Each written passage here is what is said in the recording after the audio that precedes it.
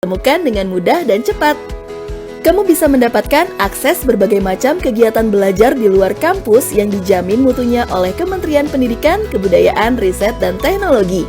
Di antaranya, kamu bisa menemukan lebih dari 20.000 lowongan magang bersertifikat atau studi independen bersertifikat. Lebih dari 20.000 kesempatan belajar di kampus lain melalui pertukaran mahasiswa merdeka. Lebih dari 30.000 kesempatan mengajar di sekolah melalui kampus mengajar. Dan banyak kegiatan lainnya yang akan datang. Dengan mengikuti 5 langkah mudah, kamu bisa memulai kegiatan belajar kamu di luar kampus. Caranya, cari kegiatan sesuai minat kamu. Registrasi sebagai mahasiswa. Daftar ke kegiatan yang kamu pilih. Tunggu jawaban dari mitra kegiatan. Terima jawaban dan mulai kegiatan Kampus Merdeka. Setelah diterima, kegiatan kamu akan dijamin konversi 20 SKS dan kamu akan diberikan uang saku selama masa kegiatan. Ayo, ambil langkah pertama untuk meraih mimpi kamu.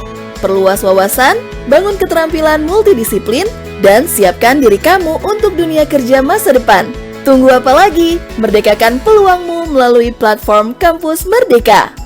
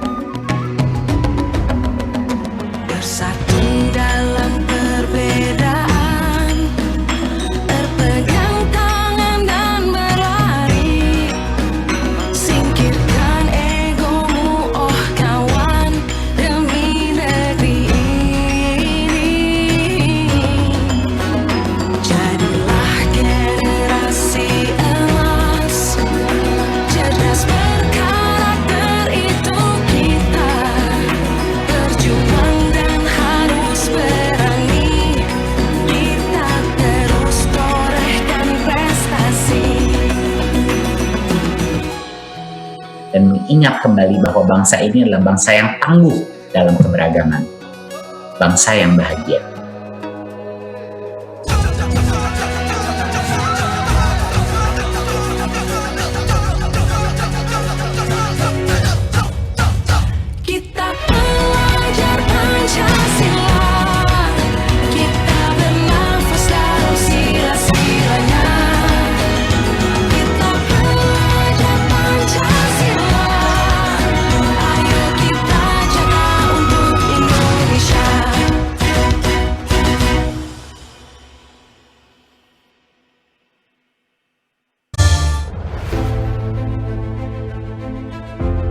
Pertama, saya ucapkan selamat kepada 970 mahasiswa dari 98 perguruan tinggi di Indonesia yang telah lolos seleksi Program Indonesia International Student Mobility Awards atau ISMA.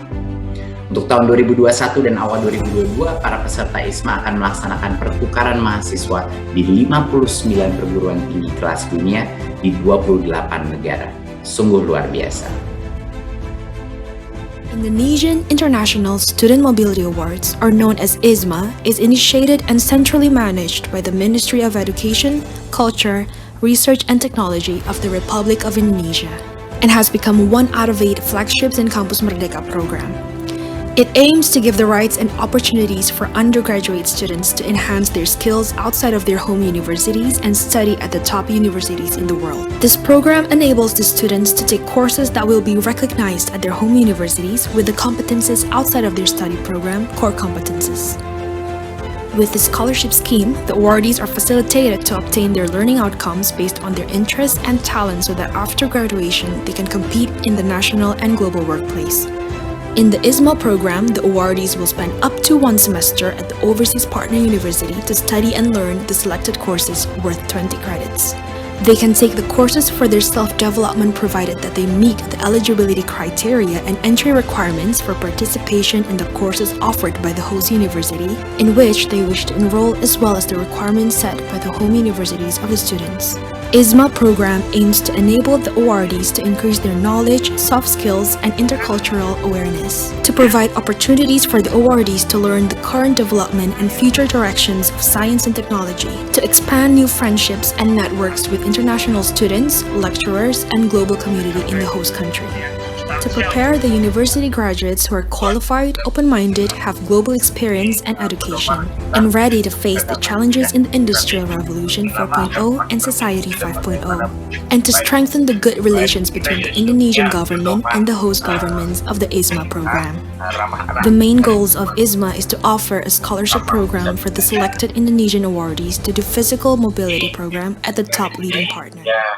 Kita mesti memperhatikan karena ini bisa mempengaruhi dan Untuk membantu kamu lebih siap menghadapi dunia kerja masa depan, Kemendikbudristek melalui platform Kampus Merdeka menyediakan berbagai kegiatan Kampus Merdeka favorit yang dapat kamu temukan dengan mudah dan cepat. Kamu bisa mendapatkan akses berbagai macam kegiatan belajar di luar kampus yang dijamin mutunya oleh Kementerian Pendidikan, Kebudayaan, Riset, dan Teknologi. Di antaranya, kamu bisa menemukan lebih dari 20.000 lowongan magang bersertifikat atau studi independen bersertifikat. Lebih dari 20.000 kesempatan belajar di kampus lain melalui pertukaran mahasiswa merdeka. Lebih dari 30.000 kesempatan mengajar di sekolah melalui kampus mengajar. Dan banyak kegiatan lainnya yang akan datang. Dengan mengikuti 5 langkah mudah, kamu bisa memulai kegiatan belajar kamu di luar kampus. Caranya, cari kegiatan sesuai minat kamu. Registrasi sebagai mahasiswa, daftar ke kegiatan yang kamu pilih, tunggu jawaban dari mitra kegiatan, terima jawaban dan mulai kegiatan Kampus Merdeka.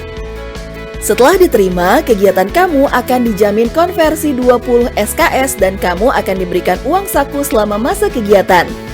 Ayo, ambil langkah pertama untuk meraih mimpi kamu. Perluas wawasan, bangun keterampilan multidisiplin, dan siapkan diri kamu untuk dunia kerja masa depan. Tunggu apa lagi? Merdekakan peluangmu melalui platform Kampus Merdeka.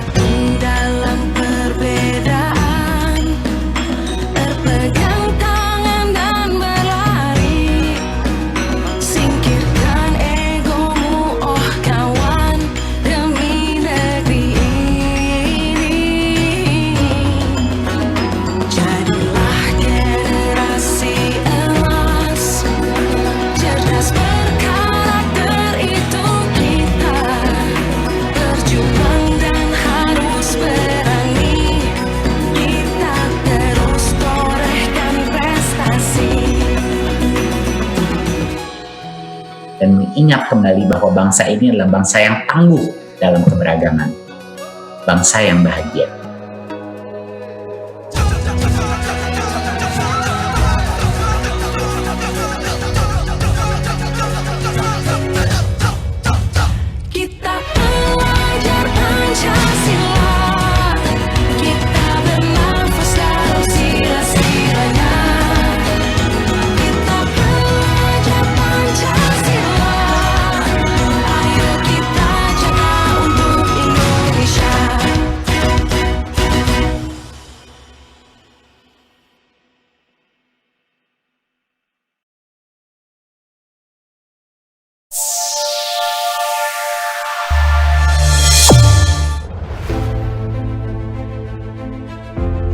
pertama, saya ucapkan selamat kepada 970 mahasiswa dari 98 perguruan tinggi di Indonesia yang telah lolos seleksi Program Indonesia International Student Mobility Awards atau ISMA. Untuk tahun 2021 dan awal 2022, para peserta ISMA akan melaksanakan pertukaran mahasiswa di 59 perguruan tinggi kelas dunia di 28 negara. Sungguh luar biasa. Indonesian International Student Mobility Awards, or known as ISMA, is initiated and centrally managed by the Ministry of Education, Culture, Research and Technology of the Republic of Indonesia, and has become one out of 8 flagships in Kampus Merdeka program. It aims to give the rights and opportunities for undergraduate students to enhance their skills outside of their home universities and study at the top universities in the world. This program enables the students to take courses that will be recognized at their home universities with the competences outside of their study program, core competences.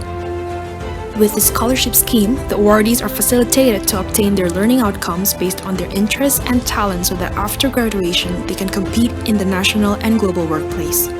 In the ISMA program, the awardees will spend up to 1 semester at the overseas partner university to study and learn the selected courses worth 20 credits. They can take the courses for their self-development provided that they meet the eligibility criteria and entry requirements for participation in the courses offered by the host university in which they wish to enroll, as well as the requirements set by the home universities of the students. ISMA program aims to enable the awardees to increase their knowledge, soft skills, and intercultural awareness, to provide opportunities for the awardees to learn the current development and future directions of science and technology, to expand new friendships and networks with international students, lecturers, and global community in the host country, to prepare the university graduates who are qualified, open-minded, have global experience and education, and ready to face the challenges in the Industrial Revolution 4.0 and Society 5.0, and to strengthen the good relations between the Indonesian government and the host governments of the ISMA program. The main goals of ISMA is to offer a scholarship program for the selected Indonesian awardees to do physical mobility program at the top leading partner.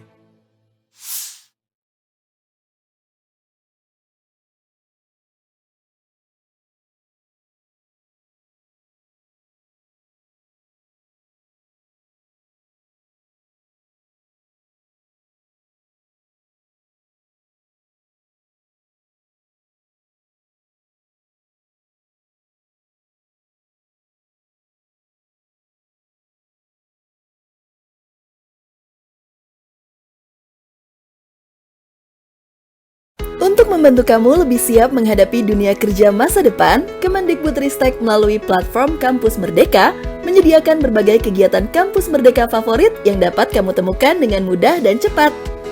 Kamu bisa mendapatkan akses berbagai macam kegiatan belajar di luar kampus yang dijamin mutunya oleh Kementerian Pendidikan, Kebudayaan, Riset, dan Teknologi. Di antaranya, kamu bisa menemukan lebih dari 20.000 lowongan magang bersertifikat atau studi independen bersertifikat. Lebih dari 20.000 kesempatan belajar di kampus lain melalui pertukaran mahasiswa merdeka. Lebih dari 30.000 kesempatan mengajar di sekolah melalui kampus mengajar. Dan banyak kegiatan lainnya yang akan datang. Dengan mengikuti 5 langkah mudah, kamu bisa memulai kegiatan belajar kamu di luar kampus. Caranya, cari kegiatan sesuai minat kamu. Registrasi sebagai mahasiswa. Daftar ke kegiatan yang kamu pilih. Tunggu jawaban dari mitra kegiatan.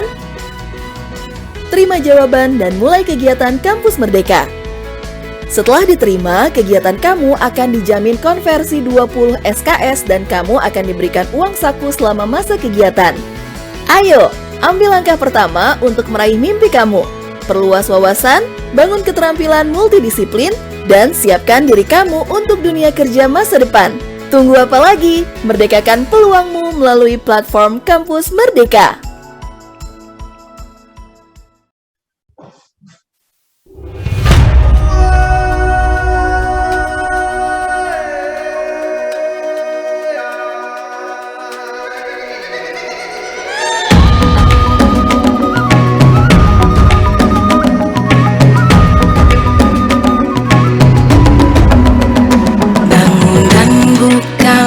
Matamu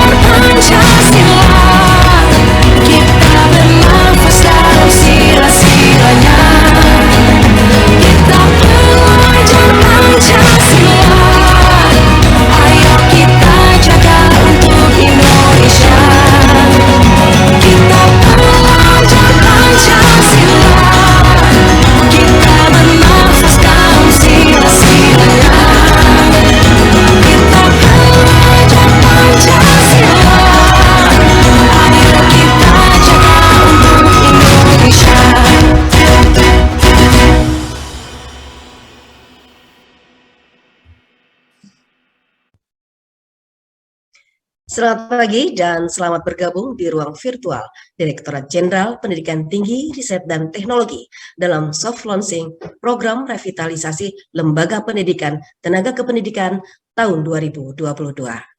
Terima kasih kepada 12 pimpinan perguruan tinggi ex Institut Keguruan Ilmu Pendidikan serta rekan-rekan jurnalis yang telah bergabung. Semoga semua selalu dalam kondisi sehat walafiat. Amin. Bismillahirrahmanirrahim. Assalamualaikum warahmatullahi wabarakatuh. Selamat pagi dan salam sejahtera untuk kita semua.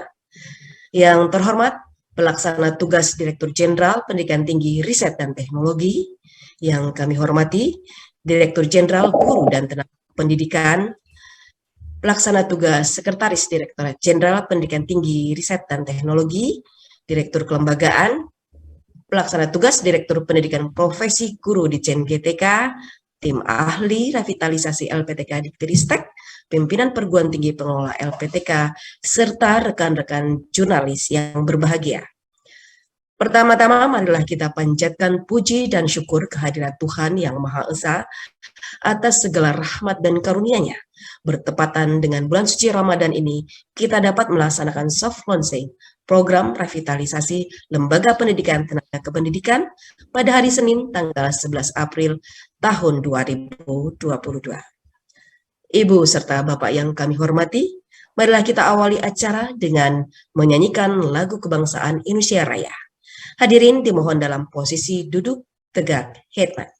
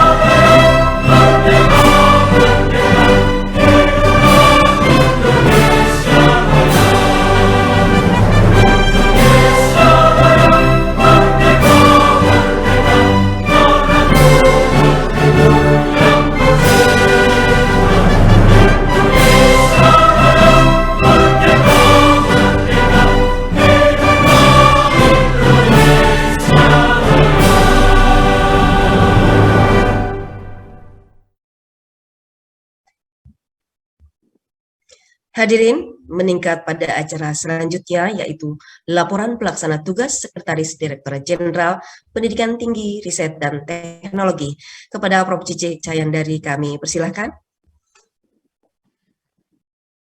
Terima kasih Bu Neni. Assalamualaikum warahmatullahi wabarakatuh.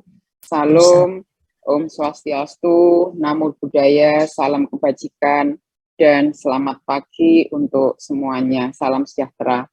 Yang saya hormati Direktur Jenderal Guru dan Tenaga Kependidikan, yang saya hormati Direktur Kelembagaan, Direktur Pendidikan Profesi Guru di GTK, tamu undangan, dan seluruh rekan-rekan media yang hadir baik dalam media daring pada pagi hari ini. Pertama-tama, marilah kita panjatkan puji syukur kehadiran Allah Subhanahu wa Ta'ala atas berkat dan rahmat-Nya lah kita semua pada hari ini bisa hadir dalam kegiatan launching program revitalisasi LPTK dalam keadaan sehat walafiat pada Senin hari ini. Para hadirin yang saya hormati, seperti kita ketahui bahwa kualitas pendidikan ini sangat dipengaruhi oleh para pendidik. terutama pendidik yang dalam hal ini bisa dosen dan juga justru pendidik-pendidik untuk tingkat mulai dari PAUD sampai kemudian tingkat menengah. Nah, guru tentunya mempunyai peranan yang sangat penting dalam suatu proses pembelajaran. Oleh karena itu, dalam rangka memajukan kualitas pendidikan yang ada di Indonesia ini, dan juga selaras dengan program adanya guru penggerak, begitu guru yang inovatif, yang mampu memberdayakan seluruh elemen yang ada di dalam pendidikan, maka pada hari ini Direktorat Kelembagaan sebenarnya mempunyai peranan juga untuk dapat memacu pertumbuhan kualitas dari para guru atau dari lembaga pendidikan lembaga pendidikan dan tenaga kependidikan LPTK. Nah, perkembangan yang ada ini Bapak dan Ibu sekalian terus dilakukan sebenarnya mulai kalau sebelumnya itu ada di Direktorat Bemawa karena fokusnya adalah pada aspek pembelajaran, maka pada tahun ini Direktorat Kelembagaan itu juga mempunyai program revitalisasi yang diarahkan pada penguatan kelembagaan program PPG terutama. Nah, berdasarkan Undang-Undang 14, kita tahu bahwa LPTK itu mempunyai mandat untuk menyelenggarakan pendidikan profesi guru. Nah, saat ini kita tahu ada 76 LPTK yang telah memperoleh izin penyelenggaraan, 59 diantaranya itu telah terakreditasi. Nah, jumlah penyelenggaraan tersebut itu masih sangat kurang jika dibandingkan dengan kebutuhan guru. Oleh karena itu perlu agak ditambah dan juga dipercepat penyelesaian PPG yang juga ini merupakan salah satu program prioritas dari Kementerian Pendidikan Kebudayaan Riset dan Teknologi yang tentunya dalam hal ini Ditjen GTK itu mempunyai peranan yang sangat penting untuk juga berkolaborasi dengan Ditjen Pendidikan Tinggi Riset dan Teknologi dalam menghasilkan guru-guru atau profesi guru ini.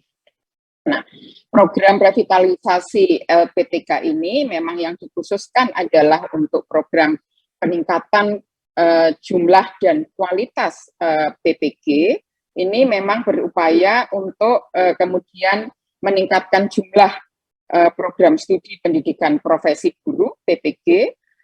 Selain jumlah program studi, kita juga arahkan untuk meningkatkan jumlah bidang studi, terutama selama ini bidang-bidang studi yang masih terbatas jumlahnya, diantaranya adalah program studi kejuruan atau vokasi. Selain itu memang arah dari revitalisasi LPTK ini adalah kita ingin meningkatkan kapasitas dan kapabilitas LPTK dalam penyelenggaraan program guru. Nah, kerjasama penyelenggaraan program studi PPG ini, bidang studi vokasi dan non-vokasi yang sifatnya adalah kolaboratif, itu merupakan juga bagian dari kita untuk turut serta melakukan reformasi pembelajaran di era digital dan pada program studi PPG ini. Nah, melalui program ini kita berharap bahwa revitalisasi atau peningkatan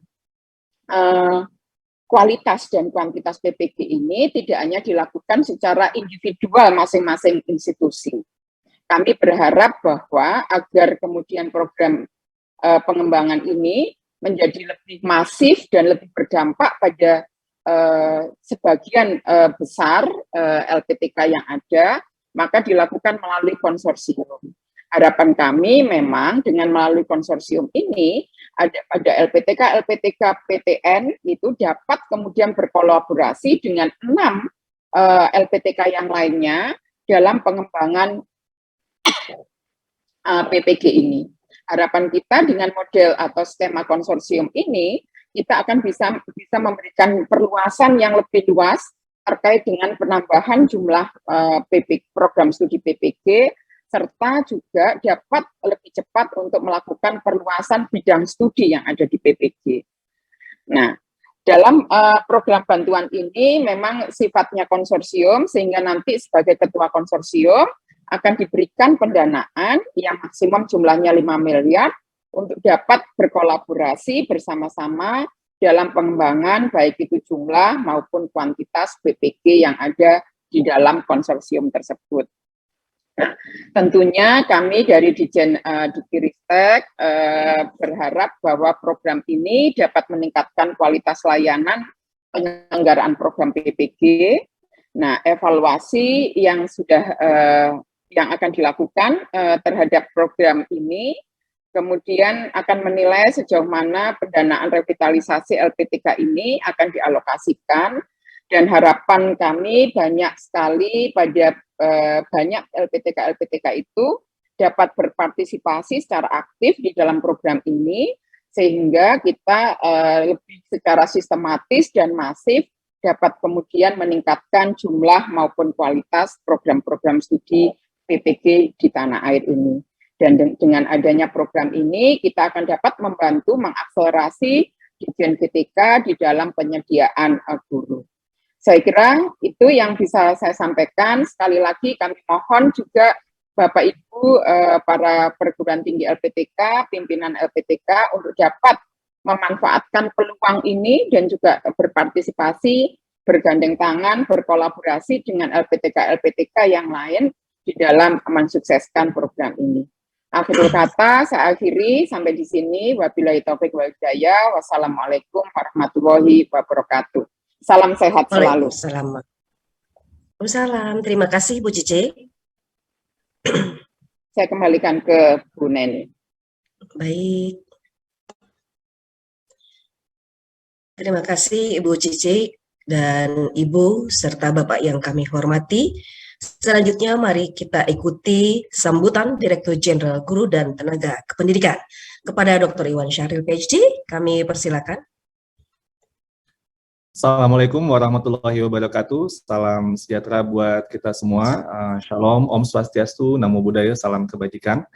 Yang saya hormati Bu Cici Sri Cahyandari, Pelaksana Tugas Sekretaris Direktorat Jenderal Pendidikan Tinggi, Riset dan Teknologi Kemendikbudristek, Bapak Lukman, Direktur Kelembagaan Ditjen Diktiristek Kemendikbudristek, Bapak Temu Ismail, Pelaksana Tugas Direktur Pendidikan Profesi Guru, Ditjen Guru dan Tenaga Pendidikan Kemendikbudristek, para rektor, universitas, penyelenggara, LPTK atau perwakilan, segenap tamu undangan, dan rekan-rekan media sekalian. Sungguh saya sangat berbahagia hadir pada kesempatan di pagi hari ini, dan ini merupakan sebuah momentum untuk memajukan terutama yang tadi disampaikan oleh Bu Cici terkait dengan bagaimana kita menjadikan pendidikan guru kita semakin berkualitas. Lembaga pendidikan tenaga kependidikan adalah perguruan tinggi yang diberi tugas oleh pemerintah untuk menyelenggarakan program pengadaan guru pada pendidikan anak usia dini, jalur pendidikan formal, pendidikan dasar dan atau pendidikan menengah, serta menyelenggarakan mengembangkan ilmu kependidikan dan non-kependidikan. LPTK bagi perguruan tinggi adalah posisi yang strategis dan menentukan, sekaligus merupakan tanggung jawab yang besar. Karena LPTK ada pada posisi hulu, mempersiapkan tenaga pendidik atau guru. Di LPTK, para calon guru diberi bekal pengetahuan sebelum masuk ke lingkungan sekolah atau lingkungan masyarakat dalam mempersiapkan generasi-generasi terbaik Indonesia di masa depan. Ibu Bapak yang saya hormati, saat ini LPTK sendiri sebagai institusi pencetak guru menghadapi beberapa tantangan besar. Yang bisa saya cermati di sini adalah pertama, perkembangan ilmu pengetahuan dan teknologi yang semakin cepat. Kedua, semakin banyaknya inovasi-inovasi yang menimbulkan disrupsi. Ketiga, tantangan bagi LPTK untuk memprediksi apa yang menjadi kebutuhan di masa depan. Sehingga dalam upaya kita mencetak guru, kita bisa menyesuaikan dengan tantangan zaman tersebut. Dan bagaimana untuk sebagai institusi untuk pendidikan guru, LPTK dapat menjadi mentor-mentor yang dapat menuntun guru-guru kita, yang kemudian selanjutnya menuntun anak-anak didiknya menjadi manusia-manusia yang mandiri dan merdeka. Tuturi Handayani. Untuk menjadi profesional, seorang guru harus memiliki kompetensi profesional, keilmuan di bidangnya, kompetensi pedagogik, kompetensi sosial, dan kompetensi kepribadian yang dapat diasah dan dipelajari melalui pendidikan profesi guru. Pendidikan profesi guru yang dilaksanakan oleh LPTK perlu dilakukan transformasi dan revitalisasi, supaya dapat menyesuaikan dengan tantangan zaman, sehingga kompetensi lulusan kita sesuai dengan kebutuhan yang ada di masyarakat.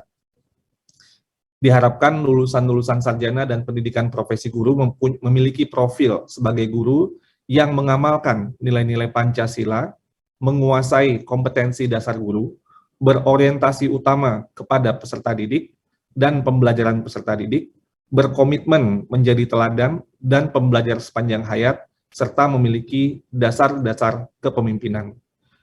Direktorat Jenderal Guru dan Tenaga Kependidikan yang mempunyai tugas menyelenggarakan perumusan dan pelaksanaan kebijakan di bidang pembinaan pendidik lainnya dan tenaga kependidikan, mendukung sepenuhnya dan mendorong dengan maksimal upaya revitalisasi LPTK. Sesuai dengan Permendikbud nomor 28 tahun 2021, saat ini Direktorat Jenderal Guru dan Tenaga Kependidikan memiliki satu direktorat khusus, yaitu Direktorat Pendidikan Profesi Guru, yang mempunyai tugas melaksanakan perumusan dan pelaksanaan kebijakan di bidang pendidikan profesi guru, serta pelaksanaan kebijakan di bidang standar dan penjaminan mutu dosen dan tenaga kependidikan pada pendidikan profesi guru. Ibu Ditjen GTK sangat berbahagia dengan program bantuan pendanaan revitalisasi LPTK yang diberikan oleh Direktorat Kelembagaan Ditjen Diktiristek, dengan tujuan program yang dikhususkan untuk mendukung LPTK dalam penyelenggaraan pendidikan profesi guru. Di antaranya adalah pertama, penambahan jumlah program studi pendidikan profesi guru. Kedua, peningkatan kapasitas dan kapabilitas LPTK dalam penyelenggaraan program studi PPG. Ketiga, program kerjasama, penyelenggaraan program studi PPG, bidang studi vokasi, dan bidang studi vokasi khusus atau kolaboratif.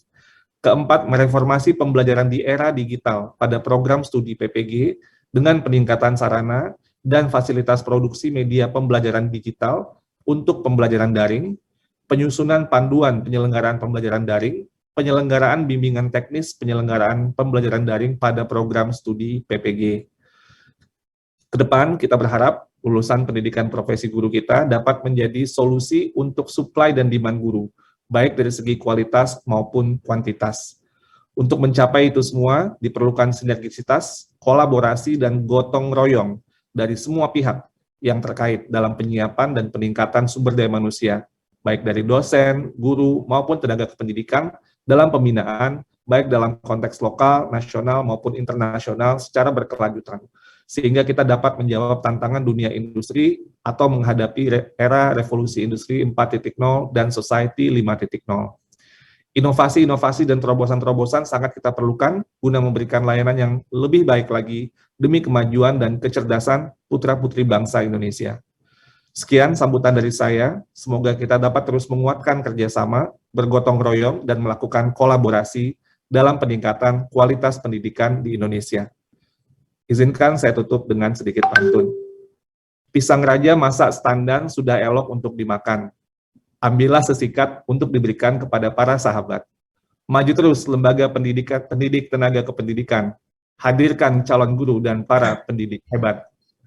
Kolak pisang disantap sebelum memakan nasi. Ditambah segelas sirup tentu akan lebih baik. Mari tingkatkan semangat dan kerja kolaborasi untuk hadirkan pendidikan Indonesia yang lebih baik. Terima kasih. Wabillahi taufik wal hidayah. Wassalamualaikum warahmatullahi wabarakatuh. Shalom, Om Santi Santi Santi Om Rahayu. Waalaikumsalam. Terima kasih Pak Iwan Syahril. Dan hadirin, Lembaga Pendidikan Tenaga Kependidikan adalah lembaga yang menghasilkan tenaga pendidik dan tenaga kependidikan. Saat ini sebanyak 12 lembaga pendidikan tenaga kependidikan atau LPTK di bawah perguruan tinggi negeri X Institut Keguruan Ilmu Pendidikan telah ditetapkan sebagai penyelenggara pendidikan dan latihan profesi guru. Sebagai upaya untuk meningkatkan kualitas LPTK dalam penyelenggaraan PPG tersebut, Direktorat Jenderal Pendidikan Tinggi Riset dan Teknologi melalui Direktorat Kelembagaan mengembangkan program pendanaan revitalisasi LPTK. Lalu mengapa dan bagaimana program ini dilaksanakan?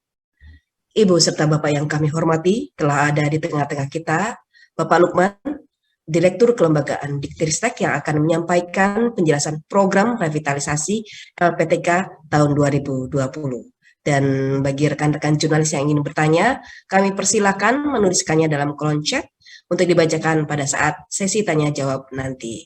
Selanjutnya dengan hormat kami persilakan Dr. Lukman. Monggo Bapak. Terima kasih Mbak Neni. Suara saya sudah terdengar Mbak Neni? Sudah? Baik, terima kasih. Silakan Pak. Bismillahirrahmanirrahim. Assalamualaikum warahmatullahi wabarakatuh. Selamat pagi, salam sejahtera bagi kita semua. Yang kami hormati Pak Iwan, Dirjen GTK. Selamat pagi Pak.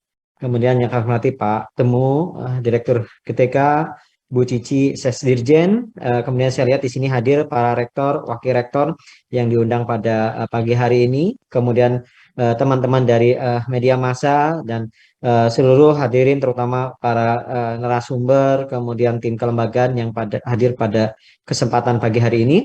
Alhamdulillah pada kesempatan pagi hari ini kita kerja bersama antara Dirjen Diktiristek dengan Dirjen GTK untuk mewujudkan pendanaan revitalisasi LPTK. Tadi karena Pak Iwan itu sudah mengakhiri dengan pantun, saya nggak enak kalau nggak balas pantun beliau. Saya harus balas dulu pantun beliau ini, saya langsung spontan saja. Jalanan macet memang bikin jera, tapi demi keluarga berkumpul dan bahagia. Tenaga pendidik harus sejahtera karena mereka ujung tombak pendidikan Indonesia. Nah, itu mungkin ruh semangatnya ya, kita ingin mensejahterakan teman-teman di tenaga pendidik Bapak Ibu.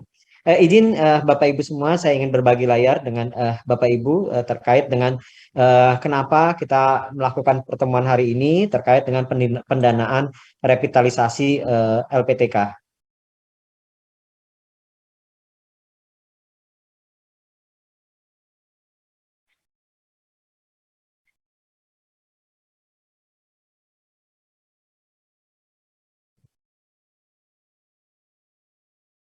Mbak Neni sudah terlihat ya Mbak Neni ya?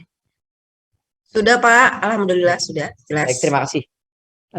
Jadi Bapak Ibu, kalau kami laporkan kepada Bapak Ibu, tentunya tadi sudah disampaikan oleh Pak Dirjen bahwa guru memang dan dosen memang berperan penting dalam proses pembelajaran, dan saat ini berdasarkan data yang ada di kami, guru yang belum bersertifikat itu lebih dari 1,2 juta orang Bapak Ibu. Ini menjadi konsen kita saat ini tadi terkait dengan kesejahteraan, bagaimana guru ini bisa optimal dalam proses sertifikasi, kemudian lebih menyediakan lagi setiap tahun ajaran baru kurang lebih 65 guru yang memang harus purna bakti Bapak Ibu. Jadi ini yang menjadi concern. Satu sisi guru ini memang belum bersertifikat, satu sisi 65 ribu guru itu purna bakti. Sementara di sisi lain Bapak Ibu semua, kapasitas LPTK penyelenggara sertifikasi guru saat ini belum memadai untuk melayani kebutuhan sertifikasi guru setiap tahun. Ini yang menjadi pemikiran kita bersama. Tadi disampaikan oleh Bu Cici, kalau tahun sebelumnya terkait dengan kurikulum, tahun ini bagaimana kita memfasilitasi kapasitas dari LPTK penyelenggara sertifikasi guru sehingga bisa lebih siap untuk melayani sertifikasi guru. Nah, oleh karena itu LPTK penyelenggara PPG perlu ditingkatkan kemampuannya dalam merancang dan mengimplementasikan pembelajaran inovatif berbasis teknologi digital. Inilah yang menjadi fakta kenapa kita melaksanakan pendanaan untuk revitalisasi LPTK, terutama terkait dengan PPG Bapak Ibu, ini yang perlu kami tekankan di kesempatan pagi hari ini. Nah, terkait dengan apa saja sih kegiatan revitalisasi LPTK yang kami sudah bahas bersama dengan Dirjen GTK, Bapak Ibu ada 3 hal yang memang nanti harus disiapkan terkait dengan revitalisasi LPTK.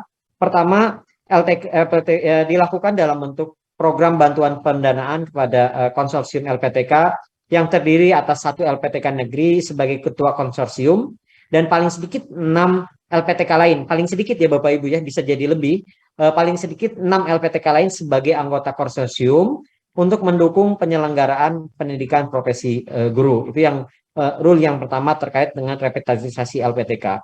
Yang kedua adalah untuk ketua konsorsium itu adalah LPTK negeri penyelenggara PPG yang memiliki akreditasi perguruan tinggi paling rendah B atau baik sekali dan telah meluluskan guru bersertifikat paling sedikit 2 angkatan. Jadi kata kuncinya adalah paling rendahnya B ya atau baik sekali, ini yang untuk ketua konsorsium. Sementara untuk anggota konsorsium adalah LPTK bisa negeri ataupun juga swasta ya Bapak Ibu ya. Ini yang kami tekankan, bisa negeri ataupun swasta dengan APT paling rendah B atau baik sekali dan memiliki program studi kependidikan dengan peringkat akreditasi program studi paling rendah B atau baik sekali untuk bidang studi yang akan diusulkan atau ditambahkan kepada program studi PPG Bapak Ibu. Jadi Bapak Ibu mohon dicermati ketuanya dan terutama di sini adalah terkait dengan anggotanya juga Bapak Ibu. Kemudian terkait dengan tujuan revitalisasi LPTK, ini yang kami betul-betul membahas dengan teman-teman di GTK. Yang pertama adalah ingin meningkatnya jumlah program studi PPG, itu tadi untuk menampung guru bersertifikat. Kemudian meningkatnya jumlah bidang studi pada program studi PPG. Kemudian yang berikutnya adalah meningkatnya kapasitas dan kapabilitas LPTK dalam penyelenggaraan PPG. Nah ini yang kata kuncinya adalah kapasitas dan kapabilitas LPTK Bapak Ibu ya. Kemudian selain dari itu, meningkatnya kerjasama penyelenggaraan PPG bidang studi vokasi dan bidang studi vokasi khusus kolaboratif. Jadi perlu ditekankan adalah di sini adalah kata kunci bidang studi vokasi khusus atau kolaboratif, dan terakhir adalah meningkatnya kualitas pembelajaran di era digital pada program studi PPG. Ini yang kami lihat masih banyak pola-pola yang memang harus kita tingkatkan di era digital. Tadi Pak Dirjen sudah menyampaikan kita menyongsong era 5.0 ya, era society yang baru ini. Tentunya kita harus songsong dengan kesiapan-kesiapan teman-teman dari PPG Bapak Ibu. Kemudian yang berikutnya, ini terkait dengan besaran dana Bapak Ibu, kami sudah menyiapkan kurang lebih 40 miliar Bapak Ibu untuk di kegiatan revitalisasi LPTK ini. Nanti Bapak Ibu setiap pengusul bisa mengusulkan paling banyak ya, kurang lebih 5 miliar untuk program revitalisasi LPTK di konsorsium LPTK yang terdiri dari satu konsorsium dan paling sedikit 6 anggota konsorsium Bapak Ibu.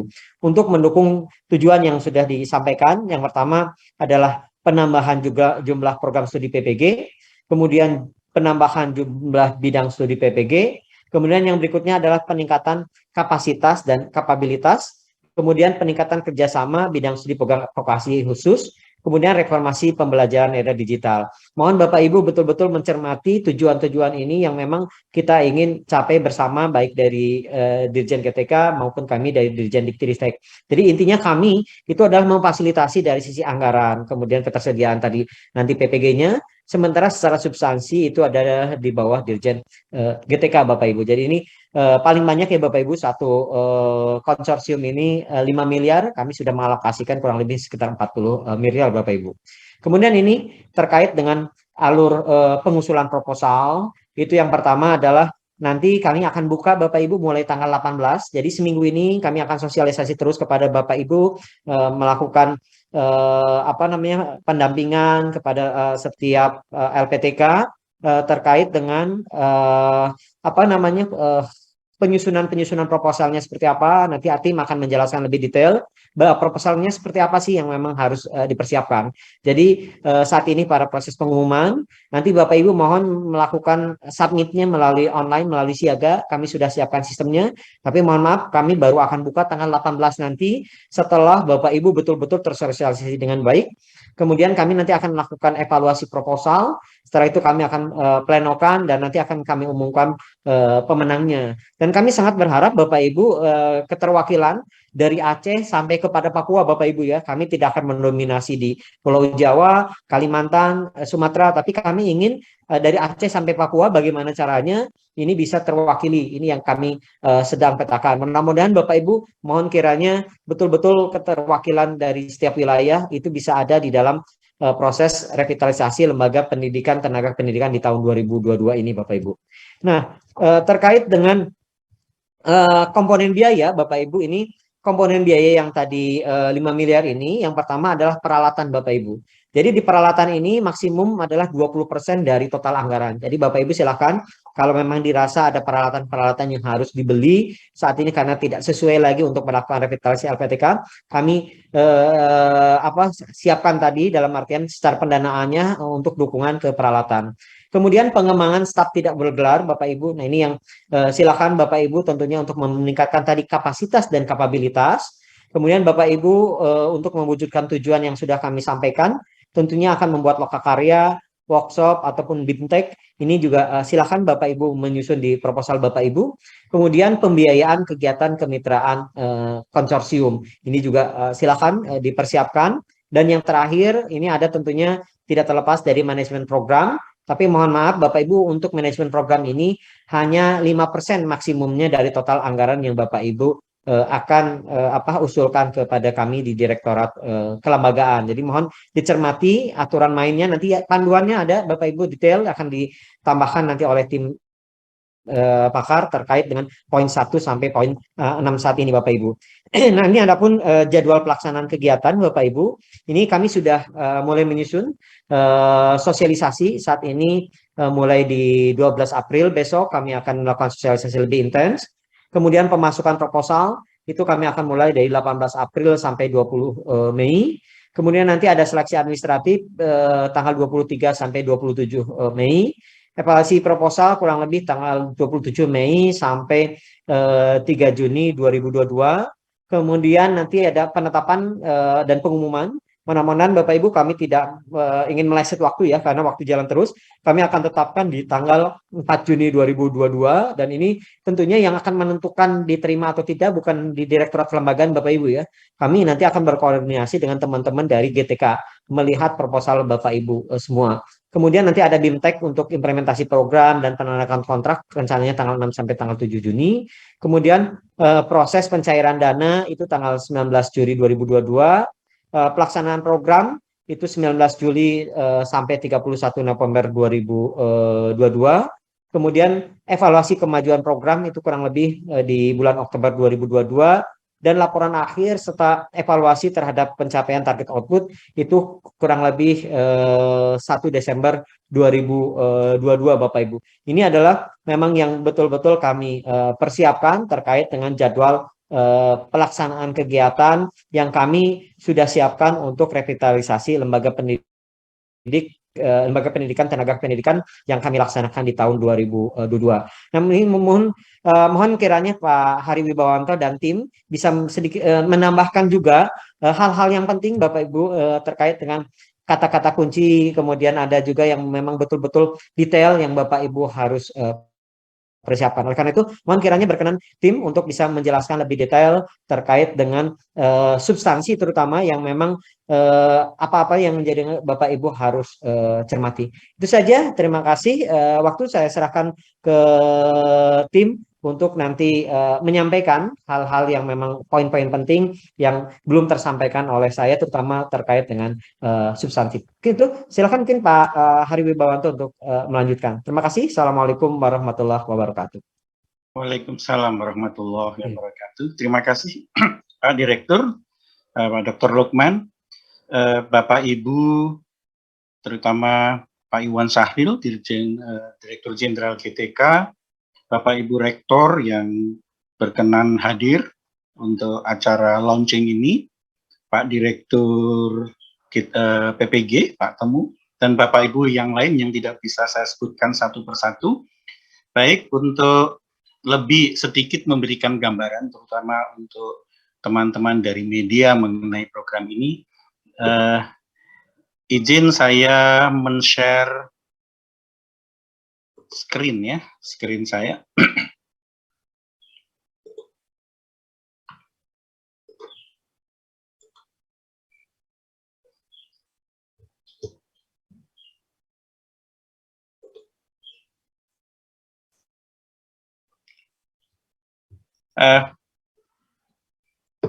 Bagian yang paling menurut saya masih akan belum dipahami dengan jelas dari kebanyakan teman-teman yang menjalankan pendidikan profesi guru, terutama yang baru akan mengusulkan, dan tadi sudah dijelaskan baik oleh Bapak Iwan Syahril maupun lebih detail oleh Pak Lukman, bahwa kegiatan kita tentang revitalisasi LPTK itu sangat berkait erat dengan masalah pembukaan program studi dan bidang studi. Karena kan kami ingin meningkat jumlahnya, karena sesuai dengan data dari Direktorat Jenderal GTK masih sangat kurang jumlah PPG dan jumlah juga bidang studinya, terutama karena bidang studinya beragam. Ini 5 hal yang tadi sudah ditekankan oleh Bapak Direktur Kelembagaan. Saya tidak akan mengulang lagi. Nah, tapi bagian yang sangat penting dan tidak semua program studi mendapatkan adalah bahwa PPG kita, pendidikan profesi guru kita, itu bernaung atau katakanlah dikelola di bawah 2 direktorat jenderal. Yang pertama adalah Direktorat Jenderal Pendidikan Tinggi Riset dan Teknologi, yang melalui direktorat kelembagaannya itu memberikan izin pembukaan dan atau penambahan bidang studi. Jadi ada di tangan Direktorat Jenderal Pendidikan Tinggi Riset dan Teknologi, karena memang program studinya berada di bawah pendidikan tinggi. Yang kedua adalah Direktorat Jenderal Guru dan Tenaga Kependidikan melalui Direktorat Pendidikan Profesi Guru untuk jumlah dan mahasiswa yang akan dididik. Ini memang memunculkan masalah koordinasi kelembagaan. Jadi kami dari Dikti selalu saling mengikuti kebijakan apa yang dijalankan dan akan dijalankan oleh Direktorat Jenderal GTK. Nah, tentu saja di lapangan nanti akan terjadi beberapa penyesuaian. Misalnya kami sudah terlanjur membuat regulasi mengenai penambahan pembukaan program studi ataupun penambahan bidang studi dengan kurikulum yang katakanlah ditentukan di tahun 2020, lalu kami launching regulasinya di tahun 2021, di Direktorat Jenderal GTK muncul peraturan di 2022. Nah, ini kami segera tentu menyesuaikan, karena GTK lah yang akan menentukan kuota jumlah mahasiswa yang akan dididik, karena pendidikan profesi guru berbeda dengan pendidikan profesi lain. Yang diinginkan GTK adalah semua lulusan itu harus sudah ada tempat untuk mengabdi nantinya. Jadi kalau kami gambarkan, usul prodi PPG maupun penambahan bidang studi PPG itu dimintakan kepada Ditjen Dikti-Ristek, kuotanya didapatkan dari Ditjen GTK. Saya sangat tahu persis bagaimana GTK, terutama Direktorat PPG, membagi kuota agar dalam tanda petik adil, fair, dan memang memudahkan LPTK untuk melakukan pembelajaran. Nah, hasilnya adalah LPTK kemudian mendapatkan kuota mahasiswa untuk program studi PPG bidang studi tertentu.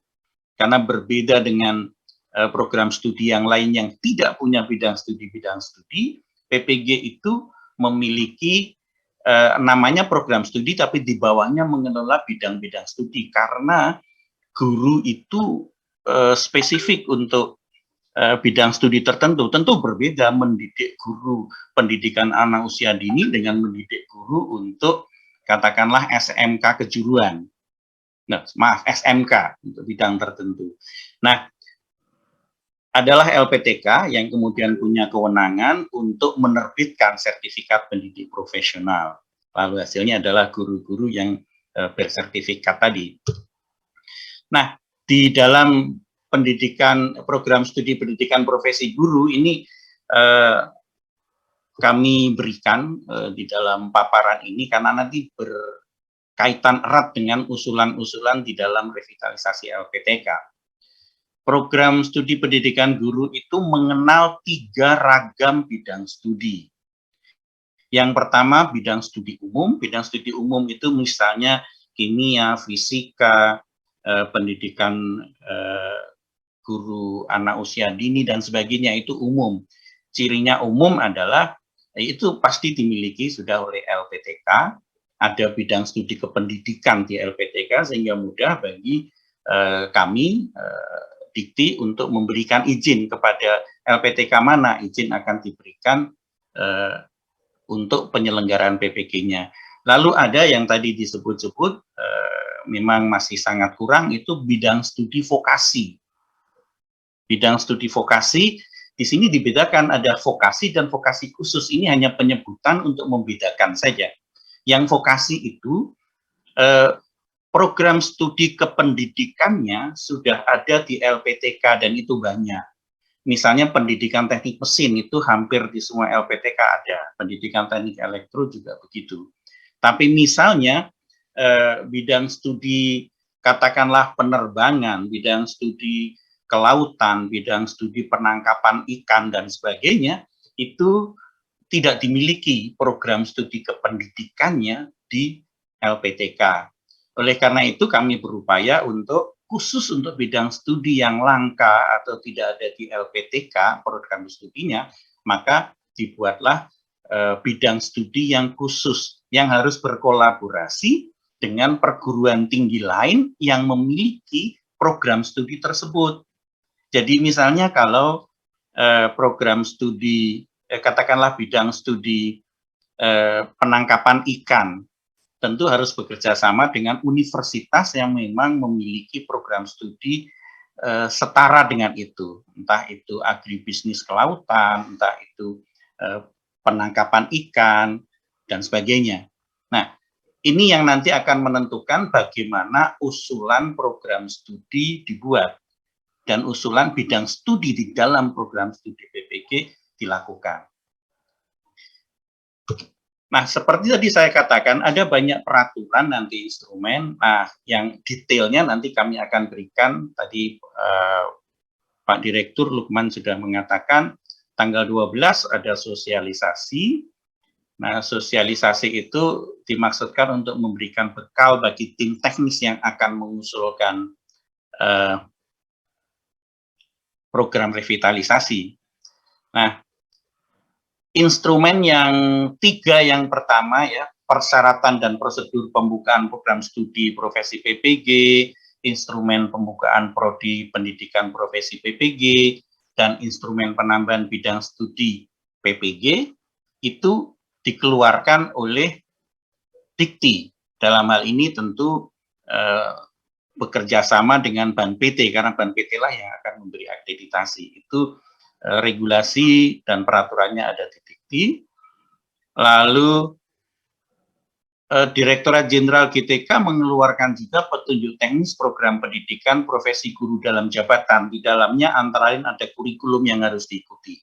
Nah, karena instrumen pembukaan program studi maupun penambahan bidang studi itu harus menyertakan rencana kurikulum dan rencana pendidikan, rencana pembelajaran semester, maka harus mengikuti juknis ini supaya di lapangan nanti sinkron. Lalu pedoman penyelenggaraan PPG tahun 2018 untuk program pendidikan profesi guru prajabatan ini sudah pernah diterbitkan oleh Dikti, tapi karena akan muncul jenis pendidikan profesi guru prajabatan yang akan dikeluarkan per dirjennya oleh GTK, saya belum tahu update terakhirnya bagaimana, tapi nanti pasti akan dirujuk ketika kita membuat kurikulum profesi guru prajabatan. Bapak Ibu yang saya hormati, ini detail saja dari yang tadi saya ceritakan, bahwa bidang studi itu ada bidang studi pendidikan umum, mungkin supaya tidak menjadi kebingungan ya, bidang studi pendidikan umum itu melayani PPG untuk bidang studi guru kelas, guru mapel, maupun kalau di SMK itu ada yang normatif dan adaptif. Sedangkan kalau bidang studi pendidikan vokasi tadi dan bidang studi pendidikan vokasi khusus itu sama-sama melayani PPG untuk guru produktif di SMK, karena vokasi kita di SMK. Nanti juga yang masih juga kami perlu pikirkan adalah karena ranah dari bidang studi pendidikan vokasi nanti banyak beririsan dengan Direktorat Jenderal Vokasi, maka kami ingin juga nanti kalau ada hal-hal yang memang perlu diadopsi di dalam PPG, ya kami akan senantiasa melihat apa perubahan yang terjadi. Prosedur pengusulan tadi, maaf ini salah ininya. Bidang studi pendidikan vokasi khusus dan kolaboratif tadi itu untuk bidang studi yang prodi sarjana kependidikannya belum atau sangat jarang dimiliki oleh LPTK. Lalu pengelolaannya dilakukan dengan kerjasama internal atau eksternal perguruan tinggi. Kan sebenarnya sekarang ini LPTK yang kita selalu katakan itu ex-IKIP dulu, itu sudah diberikan mandat yang lebih luas untuk menyelenggarakan juga program studi yang non-kependidikan. Nah, kalau pendidikan, program studi non-kependidikannya itu kebetulan relevan dengan bidang studi vokasi yang akan dibuka, maka bisa dilakukan kerjasama internal.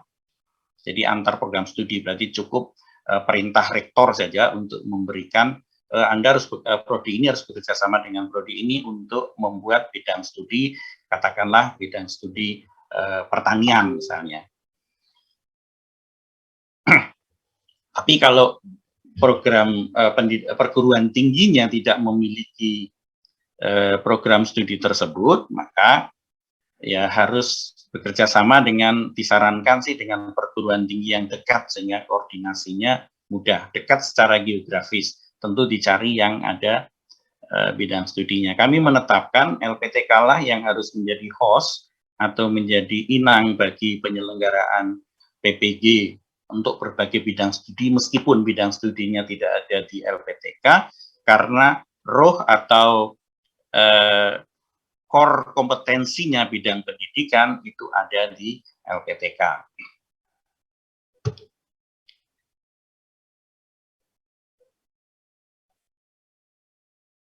Nah, ada juga beberapa hal yang tadi saya katakan, kami selalu melakukan updating untuk melihat apa yang terjadi di GTK.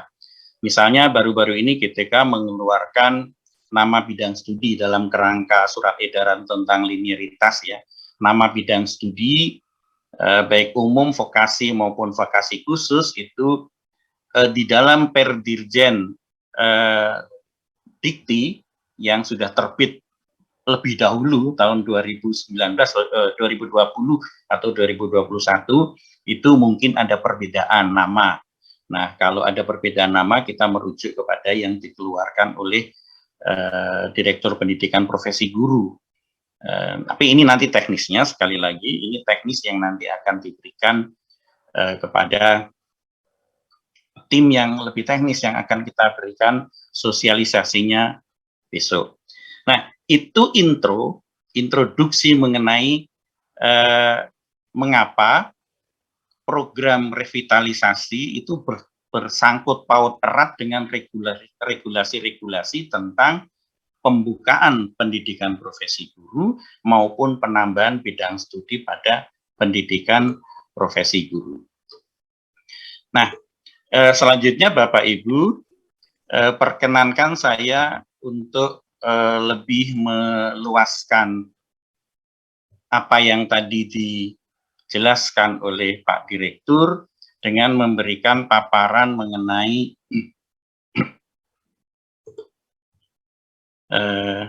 detail mengenai apa yang kita lakukan dengan pendidikan revitalisasi LPTK. Mohon izin sebentar.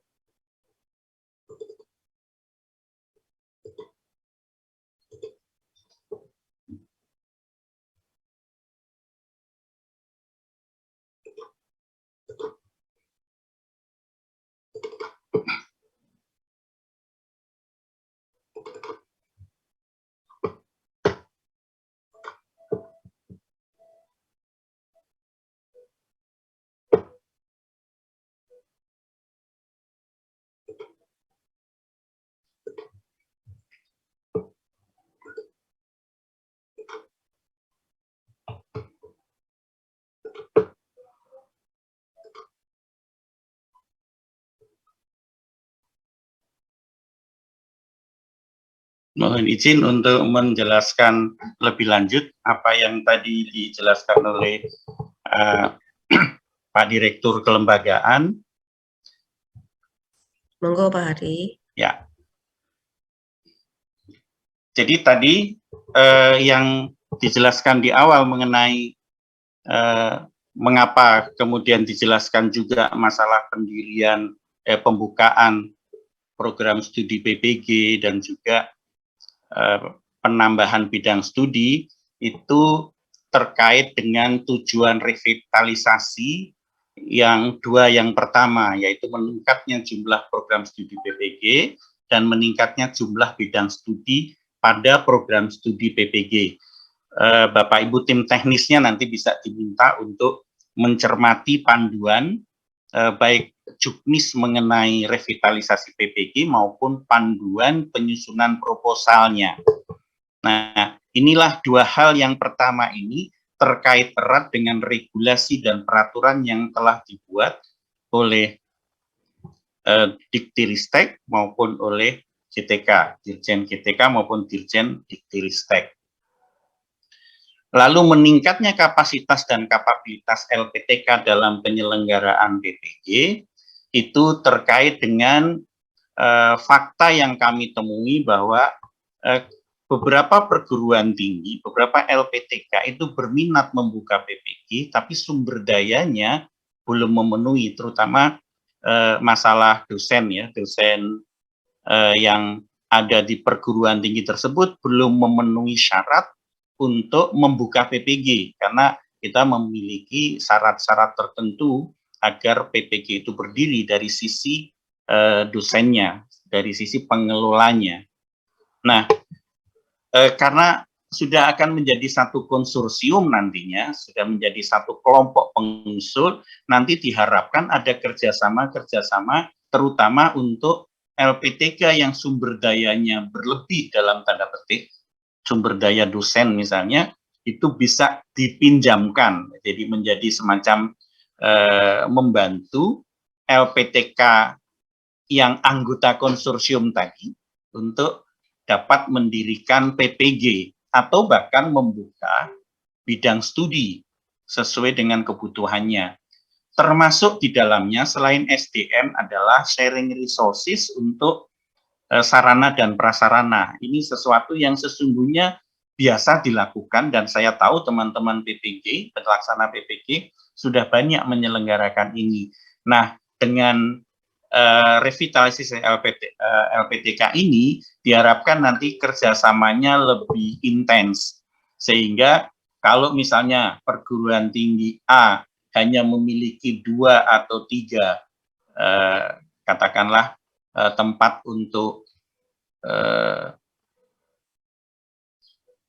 belajar mengajar ya, untuk pembelajaran, untuk dalam konteks berlatih mengajar hanya punya 1-2 ruang, bisa menggunakan ruang dari yang dimiliki oleh perguruan tinggi lain. Jadi sharing resources dan maupun sharing sarana dan prasarana dapat dilakukan.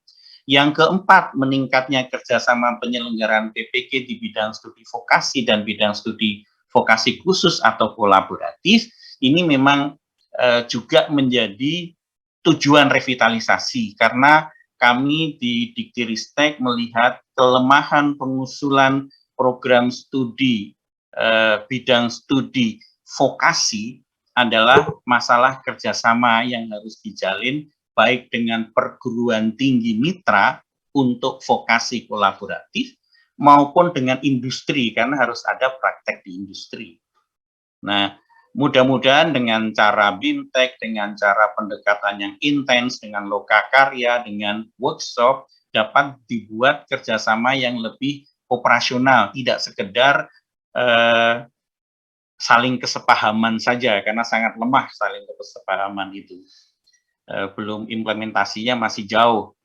Lalu meningkatnya kualitas pembelajaran di era digital pada program studi PPG, kami harapkan selain BIMTEK, workshop tentang bagaimana menyelenggarakan pembelajaran, terutama pembelajaran daring, harapannya juga bisa menggunakan dana untuk peralatan yang tadi sebesar 20%, itu misalnya menambah memori pada server yang dimilikinya, atau bisa digunakan untuk membeli lisensi untuk pengolahan bahan ajar multimedia. Nah, itu dapat menggunakan dana-dana ini yang tujuannya untuk meningkatkan kualitas pembelajaran di era digital di dalam kerangka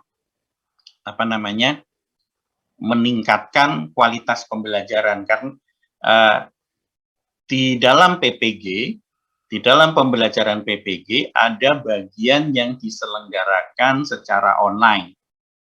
Ya, bagian itulah yang maunya diperkuat supaya tidak sekedar yang namanya pembelajaran online sekedar asal menggunakan learning management system, tetapi juga harus dibuat dengan cara-cara yang lebih profesional. Nah, ini juga teman-teman di PPG, di program studi pendidikan profesi guru, selain dari dana revitalisasi LPTK, beberapa prodi yang non-PPG juga sudah difasilitasi oleh Direktorat Pembelajaran untuk mengembangkan pembelajaran daring seperti ini. Harapannya ini bisa di tambahkan ya, jadi bersinergi dengan program studi lain untuk meningkatkan kualitas pembelajaran. Tapi spesifik untuk revitalisasi LPTK, meningkatnya kualitas pembelajaran ini adalah pada program studi PPG. Jadi kalau boleh saya kembali tegaskan bahwa revitalisasi LPTK itu dananya atau anggaran atau bantuannya difokuskan kepada peningkatan layanan program studi PPG. Jadi meskipun LPTK punya mandat lebih besar dari sekedar program studi pendidikan, arahnya kami memfasilitasi adalah untuk penyelenggaraan program studi PPG. Karena kami mendengar dari teman-teman di Direktorat PPG maupun Direktorat Jenderal Guru dan Tenaga Kependidikan itu masih menginginkan peningkatan kapasitas maupun kapabilitas, karena memang kebutuhan untuk melakukan pendidikan profesi guru itu diperkirakan akan sangat besar.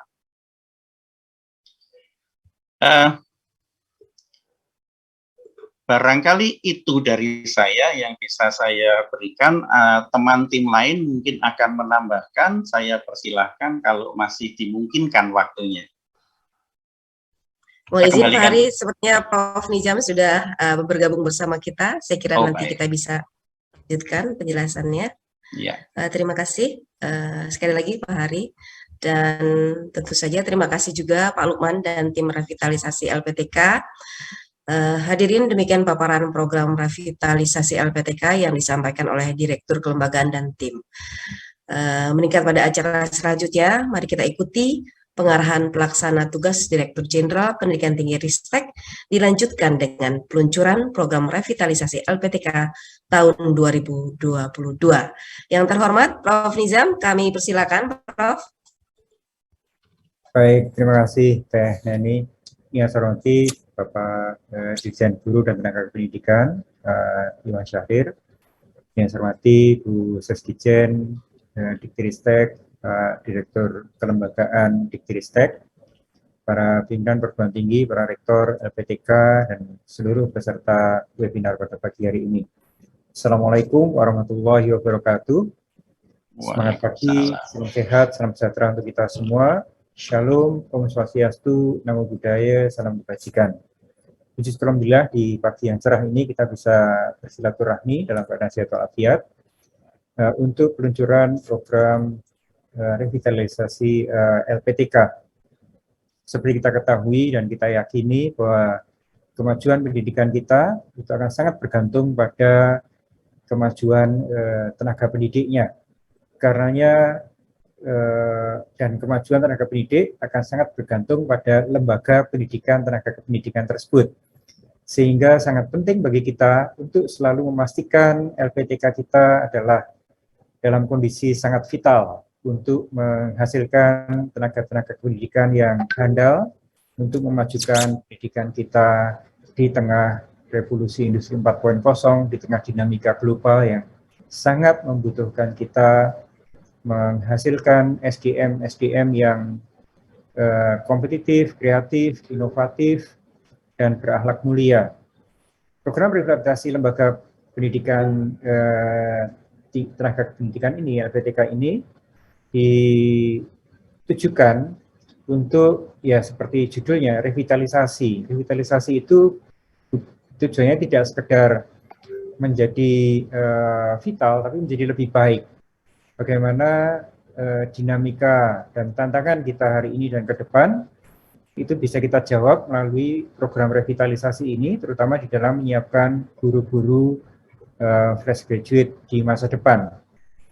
Kita tahu kondisi capaian pembelajaran anak-anak kita masih jauh dari harapan yang kita inginkan bersama. Kita lihat dari berbagai indikator, misalnya PISA, literasi dan numerasi anak-anak kita masih jauh dari harapan. Demikian pula hasil yang kita peroleh dari asesmen nasional menunjukkan dari separuh anak-anak kita belum mencapai numerasi minimum. Demikian pula dengan literasinya. Di tengah perubahan global yang saat ini dengan kemajuan teknologi informasi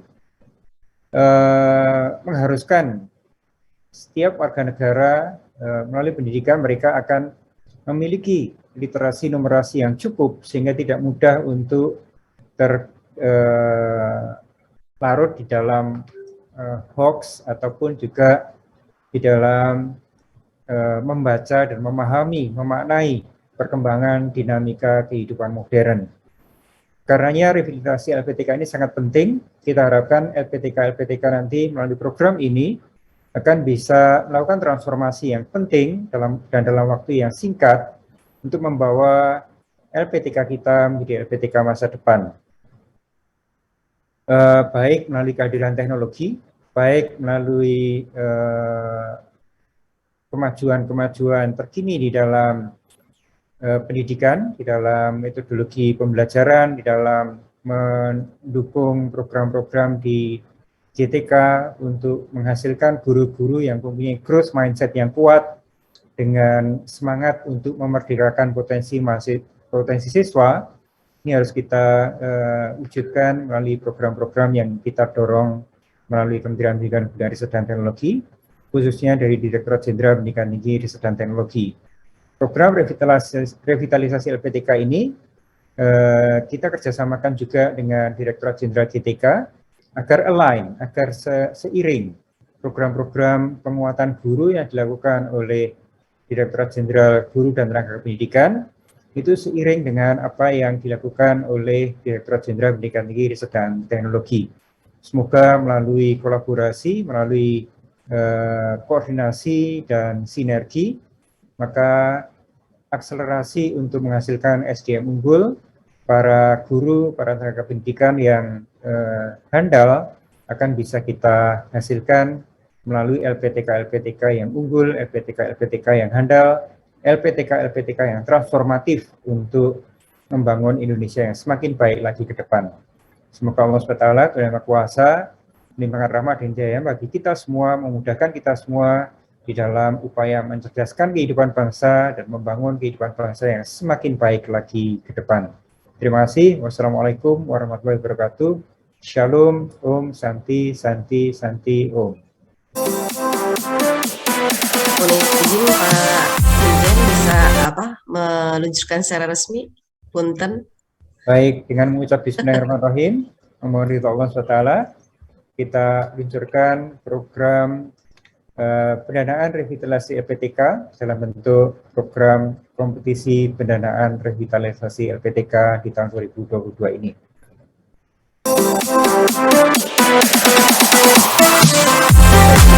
Kita luncurkan.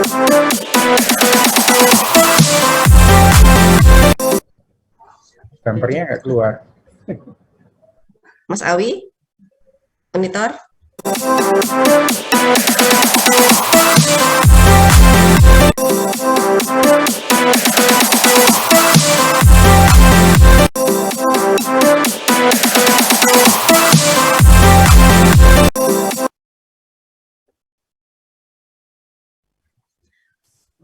Baik, terima kasih Prof. Nizam, Ibu serta Bapak dan rekan-rekan jurnalis. Demikian telah kita saksikan soft launching program revitalisasi LPTK tahun 2022. Selanjutnya kita memasuki sesi diskusi dengan media. Kami sudah mendapatkan beberapa pertanyaan dari teman-teman jurnalis. Mohon izin Pak Dirjen Diktiristek, Dirjen GTK, dan Pak Direktur Kelembagaan beserta tim kiranya berkenan untuk memberikan jawaban. Langsung saja saya bacakan pertanyaan yang pertama dari Mbak Esther harian Kompas, Bapak-Bapak. Yang pertama sudah ditujukan untuk Pak Lukman. Pertanyaannya nih banyak sekali. Yang pertama, apa keuntungan revitalisasi dengan model konsorsium ini? Lalu pertanyaan yang kedua, apakah PPG terbuka untuk mahasiswa umum juga dengan sistem berasrama dan apakah ini tidak dipungut biaya atau gratis? Lalu pertanyaan yang ketiga, apakah untuk peningkatan kuantitas dan kualitas PPG-nya akan mengcover beberapa banyak calon guru PPG setiap tahunnya? Kemudian Mbak Esther mensinyalir dari riset RISE ada masalah kualitas PPG menurutnya. Ada temuan calon lulusan PPG tidak jauh beda dengan lulusan S1 LPTK. Asal kualitasnya juga memang baik, begitu hasil penelitian. Calon guru sudah cukup siap menjadi guru pemula. Lalu bagaimana program revitalisasi PPG di LPTK ini akan menjawab masalah tersebut? Ini untuk Pak Lukman, Pak. Selanjutnya untuk Pak Iwan nih, Pak Iwan, ada pertanyaan dari Mbak Esther.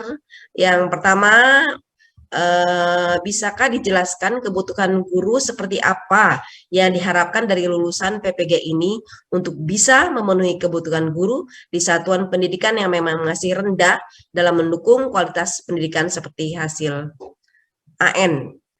Lalu apakah 1,2 juta guru yang belum disertifikasi tetap akan ikut PPG di LPTK atau ada model lain, mandirikah atau berbayar? Dalam rekrut lulusan PPG, bagaimana kebijakan pemerintah, termasuk ada rencanakah untuk membangun awal karir lulusan PPG di daerah 3T? Saya kira dua pertanyaan ini terlebih dahulu, monggo dipersilakan Pak Lukman dan Pak Iwan. Nanti barangkali di akhir bisa ditambahkan oleh Prof. Nizam. Monggo dipersilakan Bapak bergantian. Kami persilakan Pak Lukman terlebih dahulu. Mangga. Baik, terima kasih tadi untuk jawaban dari Bu Esther dari Kompas. Jadi keuntungan model konsorsium ini jelas karena akan ada apa namanya yang di mentor dengan yang didampingi. Jadi di sini ada unsur pembinaan, terutama dari ketua konsorsium itu jelas sudah lebih berpengalaman lebih dulu ya untuk terkait dengan PPG ini, sehingga harapan kita adalah dari anggota konsorsium itu betul-betul jadi PPG-nya, jadi tidak asal kita lepas. Jadi kenapa dalam bentuk konsorsium? Supaya ada betul-betul pembinaan. Jadi target kami adalah 99,99% itu harus terwujud yang tadi PPG yang memang kita harapkan dari kegiatan ini masih banyak yang harus kita siapkan. Kemudian ini memang terbuka untuk umum, jadi terkait dengan pertanyaan tadi, ini dikhususkan untuk menjawab permasalahan 1,2 juta guru yang belum mengikuti PPG. Jadi itu adalah dampaknya ya. Dari awalnya adalah kita menyiapkan memfasilitasi terkait dengan tadi pembentukan profesi gurunya. Jadi kemudian berikutnya adalah dampaknya ini terkait dengan 1,2 juta guru yang mengikuti PPG. Itu adalah dampak dari revitalisasi PPG ini. Nah, kemudian terkait dengan calon peserta tadi ada PPG untuk prajabatan dan dalam jabatan ini bagi negeri, swasta, dan honorer yang memenuhi syarat yang ditetapkan. Itu mungkin jawabannya kalau saya coba persingkat ya Mbak Neni ya, dari yang memang masuk dan saya rangkum dari beberapa pertanyaan. Itu mungkin. Baik, terima kasih. Bagaimana Pak Iwan? Mangga ada tambahan Pak Iwan? Iya, Bu Neni mungkin bisa diulang pertanyaannya, saya kayak tadi agak lost. Baik, saya ulangi untuk Pak Iwan, bisa dijelaskan kebutuhan guru seperti apa yang diharapkan dari lulusan PPG ini untuk bisa memenuhi kebutuhan guru di satuan pendidikan yang masih rendah dalam mendukung kualitas pendidikan seperti hasil AN. Lalu yang kedua, apakah 1,2 juta guru yang belum tersertifikasi tetap akan ikut PPG di LPTK atau ada model lain, Pak? Oke. Apakah ada model yang lain, kemudian model itu mandiri, apakah juga berbayar begitu? Oke, baik. Terima kasih atas pertanyaannya, Bu Esther. Sebenarnya di chat room ada. Lalu yang ketiga, Pak Iwan, punten, dalam rekrutmen lulusan PPG, bagaimana kebijakan pemerintah termasuk ada rencanakah untuk membangun awal karir guru lulusan PPG ini di daerah 3T? Demikian Pak, 3 pertanyaan. Baik, terima kasih atas pertanyaannya. Jadi saya jawab mungkin secara ini ya, secara integrasi gitu. Jadi pendidikan profesi guru kita ini memang perlu kita transformasi baik dari segi tata kelola maupun juga dari segi substansi maupun kualitas. Dalam hal kualitas, kita tentunya belajar banyak menerima masukan dari berbagai pakar yang sudah kita lakukan FGD, kami pun juga sudah melakukan berbagai studi banding yang dengan tempat-tempat terbaik di berbagai tempat gitu ya, ada dari universitas yang sangat unggul untuk pendidikan guru di Amerika maupun di Finlandia, juga dengan Singapura dan Australia, di mana kita melihat bahwa arah dari pendidikan guru itu haruslah menjawab dengan kebutuhan tantangan guru masa depan. Tapi pada saat yang bersamaan dengan program-program yang kita kelola, program-program prioritas seperti misalnya pendidikan guru penggerak atau program sekolah penggerak, kita melihat bahwa kebutuhan fundamental guru-guru di Indonesia itu menjadi hal yang juga perlu dimasukkan ke dalam pendidikan profesi guru. Nah, pada saat ini kita melihat bahwa jumlah pendidikan profesi guru prajabatan dari tahun 2006 sampai 2020 itu secara total yang mengikuti PPG itu nggak lebih dari 30.000 guru. Sementara guru yang pensiun setiap tahun itu seperti misalnya tahun ini itu 77.000. Artinya supply yang masuk atau guru yang masuk ke dalam profesi itu tidak melalui sebuah pendidikan profesi guru. Dampaknya terhadap kualitas tentu sangat sangat kerasa secara kemudian kita lihat jangka panjang. Tanpa adanya sebuah pendidikan profesi seperti misalnya di kedokteran atau profesi lainnya, seseorang melaksanakan tugas profesi tentunya tidak akan maksimal. Tentunya memberikan layanan akan juga tidak akan maksimal. Nah, inilah kita coba untuk kita lakukan perubahan dari segi tata kelola sambil juga tentunya menyelesaikan PPG dalam jabatan. PPG dalam jabatan ini tentu ada sebuah model transformasi yang akan berbasis kepada problem based dan project based. Jadi fokus dari kurikulum dari PPG dalam jabatan adalah apa yang menjadi masalah yang dihadapi oleh guru di lapangan dalam hal melayani siswanya, pembelajaran murid-muridnya, dan itulah yang kemudian dijadikan sebagai case study yang menjadi titik focal point untuk guru-guru tersebut melakukan pendidikan profesi guru, sehingga pendidikan profesi guru dalam jabatan bisa menjadi bagian dari solusi untuk apa yang menjadi tantangan dari guru-guru yang bersangkutan di lapangan. Terkait dengan 3T, kami telah berkoordinasi dengan Kemenpan RB, di mana pada saat ini kita membutuhkan guru-guru untuk daerah-daerah yang terpencil, daerah 3T. Misalnya di seleksi guru ASN P3K saat ini, dari 506.000 formasi yang diajukan oleh pemerintah daerah, yang kita sediakan 1 juta formasi, yang diajukan 506.000, dari 506.000 itu ternyata ada 117 formasi yang sama sekali tidak ada pelamarnya di tahun 2021. Sama sekali tidak ada pelamarnya. Ini ketika kita lihat, ini mayoritas dari formasi ini ada di daerah-daerah 3T. Sehingga tentunya bagaimana supply dan demand ini kita pertemukan antara kebutuhan guru yang pensiun dan kebutuhan guru yang ada pada saat ini dengan PPG sebagai supply-nya, ini menjadi sangat penting, dan mekanisme ini akan kita kuatkan dengan Kemenpan RB, sehingga ketika seseorang memasuki PPG Prajabatan, ia akan menjadi bagian dari rencana tata kelola guru secara nasional. Jadi tidak lagi PPG Prajabatan mereka lulus tapi tidak tahu mau kerjanya di mana, dan itu akan menjadi investasi yang rugi bagi negara, karena kita mempersiapkan guru dengan sebaik-baiknya. LPTK bekerja dengan sangat keras untuk terus meningkatkan kualitas, tapi jika kemudian mereka tidak menjadi guru, tentunya itu akan menjadi sebuah investasi yang rugi bagi kita. Seperti halnya kita mendidik dokter, kita mendidik insinyur, kita mendidik profesi-profesi yang lain, yang tujuannya adalah untuk menjadi bagian dari profesi tersebut untuk menjawab tantangan-tantangan profesi. Nah, ini yang tentunya kita melakukan kerjasama dengan berbagai kementerian lembaga untuk menyelesaikan solusi ini secara bersama-sama.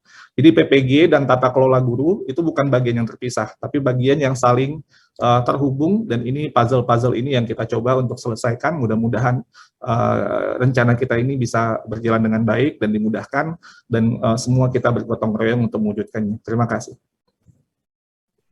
Baik, terima kasih Pak Iwan.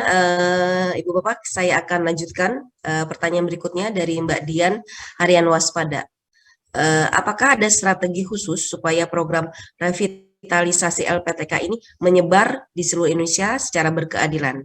Misalnya, apakah akan dibagi kuotanya per regional, atau mungkin afirmasi khusus untuk daerah yang LPTK-nya masih perlu perhatian khusus? Mangga, dipersilakan. Ini mungkin Pak Iwan atau Pak Lukman, mangga, silakan.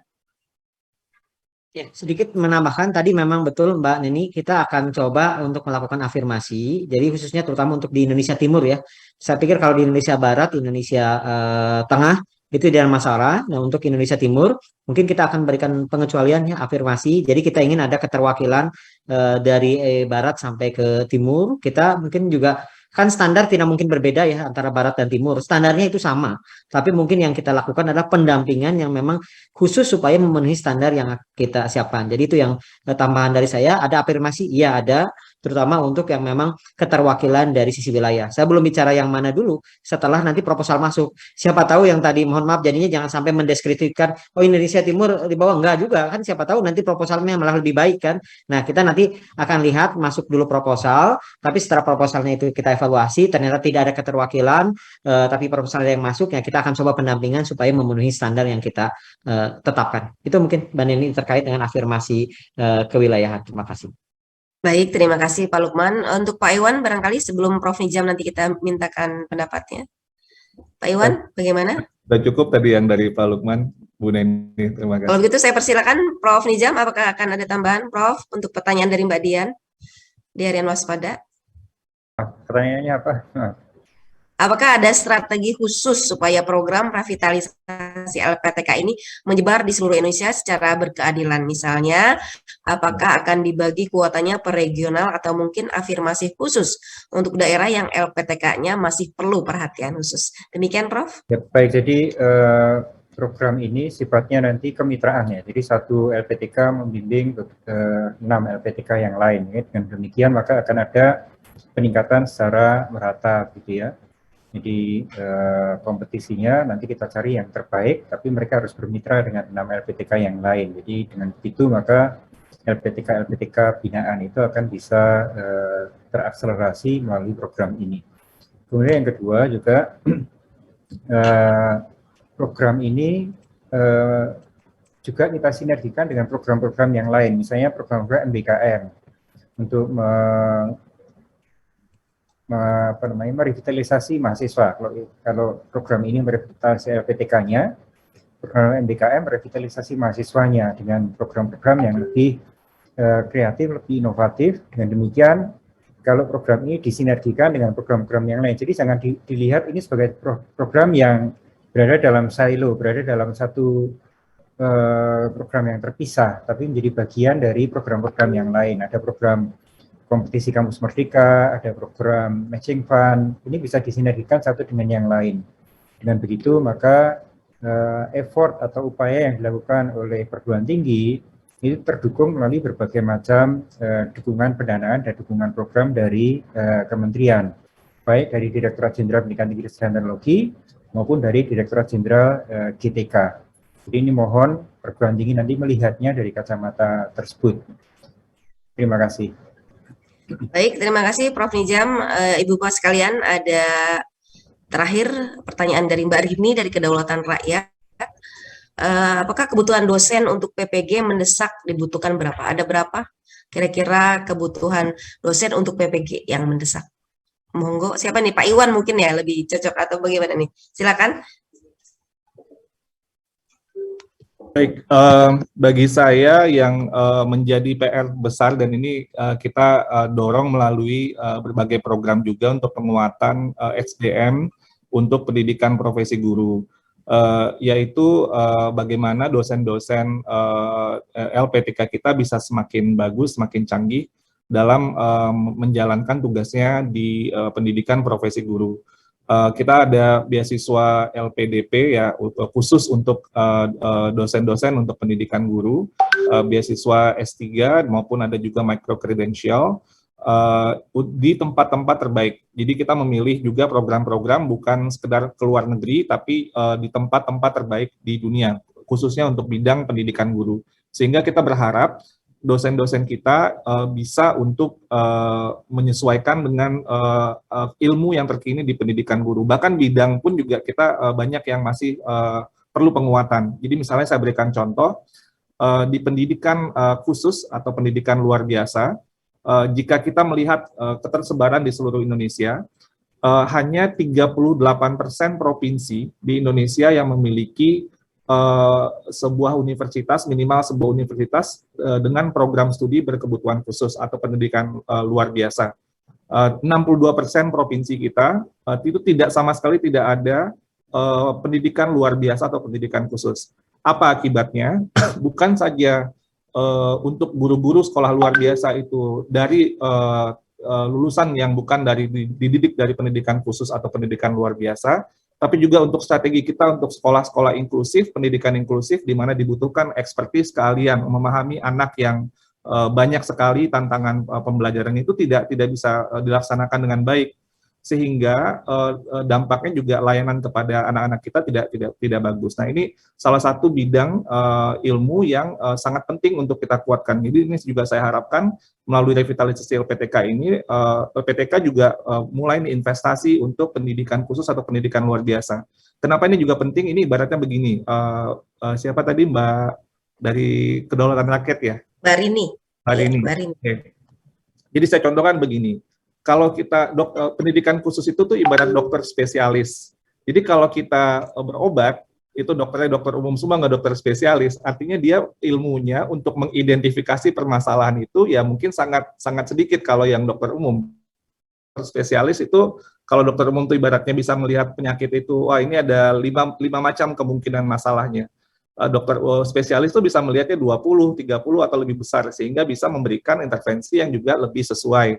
Nah, ini yang kita harapkan jika kita ingin betul-betul melayani anak sesuai dengan kebutuhan dan tantangan pembelajarannya, maka investasi di bidang pendidikan khusus atau pendidikan luar biasa ini menjadi luar biasa pentingnya.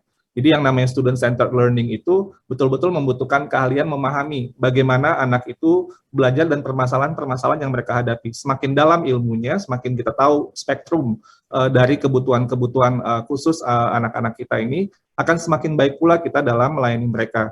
Sebagai contoh, Finlandia waktu awal mereka transformasi pendidikan, mereka investasi di bidang pendidikan khususnya untuk pendidikan dasar dan menemukan 50% dari populasi murid-muridnya itu adalah berkebutuhan khusus.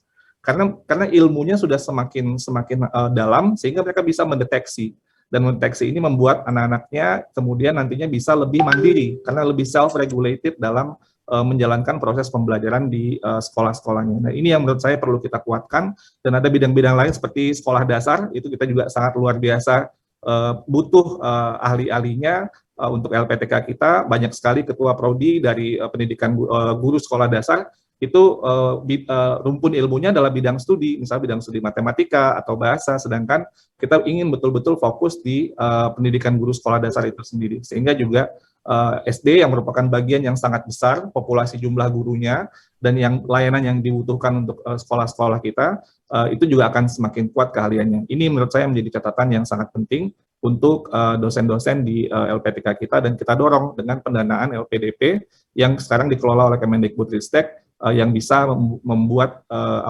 lebih kuat lagi rencana kita untuk penguatan guru melalui penguatan dosen-dosen yang mendidik gurunya. Demikian, terima kasih. Baik, terima kasih Pak Iwan. Saya kira mungkin cukup pertanyaan. Mungkin mohon maaf teman-teman jurnalis, jadi mungkin bisa dibantu tim Pak Iwan dan tim Pak Lukman untuk bisa menjawab beberapa pertanyaan yang sepertinya masih ada juga. Gitu. Lalu kita akhiri saja jawab, tapi mungkin terakhir kami mohon izin Prof. Nizam untuk memberikan closing statement, Pak. Silakan, Pak. Baik, mungkin saya menanggapi sedikit pertanyaan Mbak Rini tadi. Selain kita memperkuat dosen, ya kita juga mendorong praktisi untuk ikut mengajar di perguruan tinggi. Jadi kan banyak misalnya kepala sekolah yang berhasil, para pendidik yang sukses, itu bisa ikut untuk mengakselerasi dan memperkuat pembelajaran dan penyiapan para guru-guru muda ini untuk bisa lebih mengenal lapangan. Jadi itu juga bagian yang sedang kita dorong. Jadi tahun ini kita akan meluncurkan program praktisi mengajar, salah satunya praktisi pendidikan, sehingga teman-teman di LPTK itu akan mendapatkan fresh blood dari para profesional di bidang pendidikan. Baik, sebagai closing, jadi mari bersama-sama kita pastikan kita bisa menghasilkan LPTK terbaik yang berkelas dunia, sehingga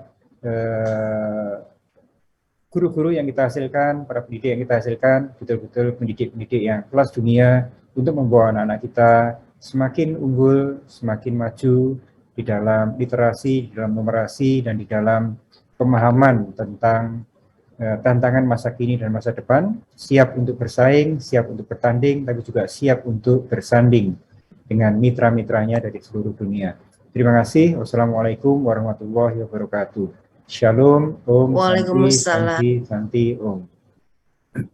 Waalaikumsalam warahmatullahi wabarakatuh. Terima kasih Prof. Nizam, dan terima kasih juga kepada seluruh narasumber, Prof. Dr. Lukman dan Dr. Iwan beserta tim. Dan demikian Insan Dikti dengan diluncurkannya program revitalisasi LPTK tahun 2022, maka selesai sudah acara kita pada hari ini. Semoga dengan diluncurkannya program revitalisasi ini dapat menjadikan LPTK lebih inovatif dalam mencetak guru-guru profesional, sehingga dapat meningkatkan kualitas pendidikan di seluruh Indonesia. Amin ya robbal alamin. Akhirnya kami akhiri. Terima kasih. Salam Dikti sigap melayani. Billahi taufiq wal hidayah. Assalamualaikum warahmatullahi wabarakatuh. Waalaikumsalam. Terima kasih. Terima kasih Pak Iwan, Pak Nizam, Pak Temu, Bapak Ibu semuanya.